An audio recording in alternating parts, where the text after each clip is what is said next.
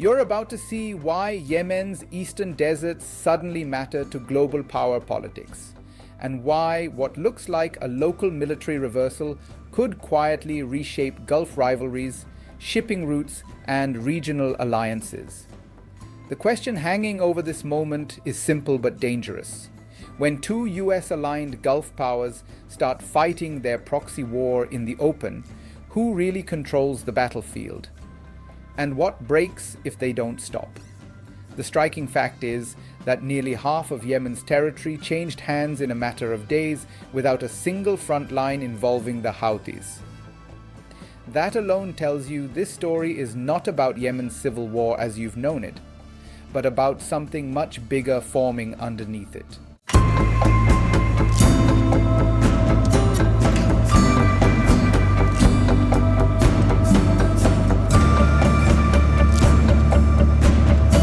If this escalation hardens, Yemen doesn't just remain divided. It becomes the arena where Saudi Arabia and the United Arab Emirates test the limits of coexistence.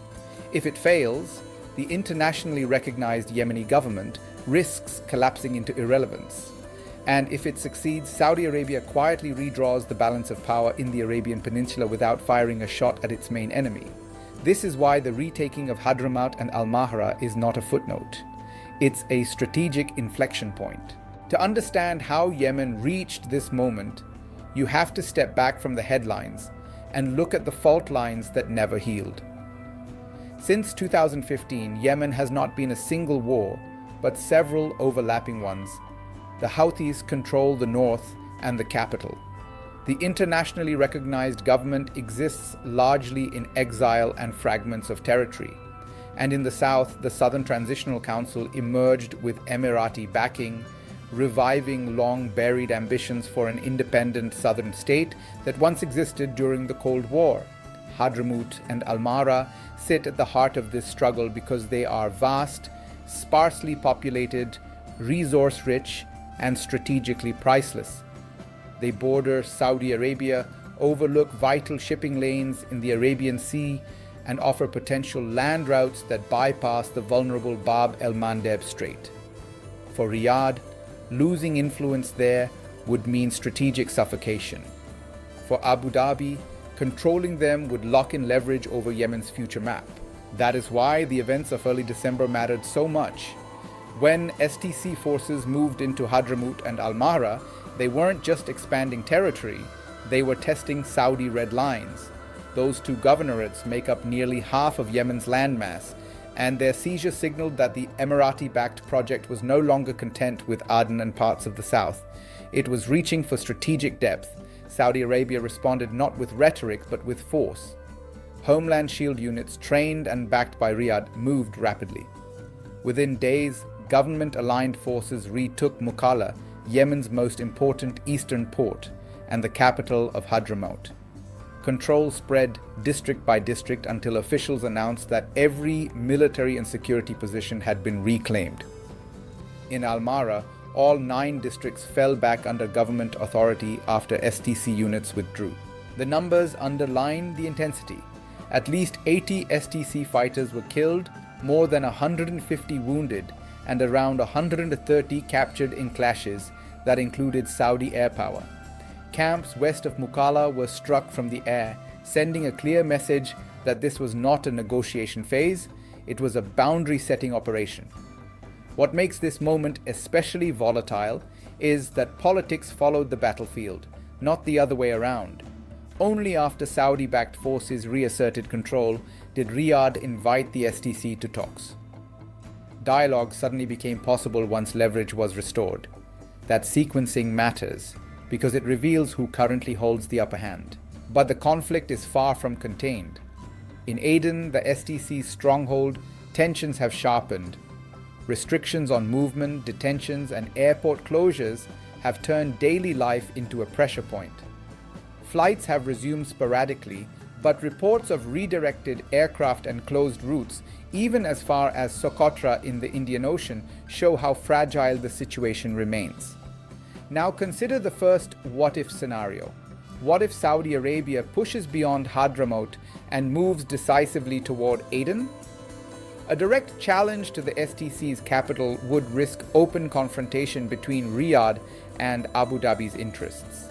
That wouldn't just destabilize southern Yemen, it would fracture the Gulf security architecture that underpins US and Western strategy in the region. Energy markets would feel it, shipping insurers would react instantly, and Red Sea trade routes would price in risk overnight. The second scenario cuts the other way. What if the STC regroups and turns Aden into a fortified pressure point, leveraging civilian movement and infrastructure as bargaining chips? That would lock Yemen into a frozen internal conflict, weakening the government while avoiding outright defeat. In that case, Saudi Arabia wins territory but loses political momentum, and Yemen becomes a permanent low-grade crisis zone, ideal for spoilers, smuggling networks, and external influence. Zooming out, the consequences ripple far beyond Yemen. For the Middle East, this moment exposes the limits of Gulf unity. Saudi Arabia is recalibrating after years of costly intervention, seeking stability on its borders to focus on economic transformation. The UAE, meanwhile, has built a network of local allies across ports and coastlines from the Horn of Africa to the Mediterranean. Yemen is where those strategies collide. For South Asia, the stakes are quieter but real. Millions of barrels of oil and critical goods pass through nearby maritime routes. Any disruption raises costs from Mumbai to Colombo. Instability also complicates labor flows, remittances, and diplomatic balancing for countries that rely on Gulf economies while maintaining ties with Iran and the wider Muslim world. Globally, this episode underscores a deeper shift. Wars today are less about ideology and more about corridors, ports, and leverage.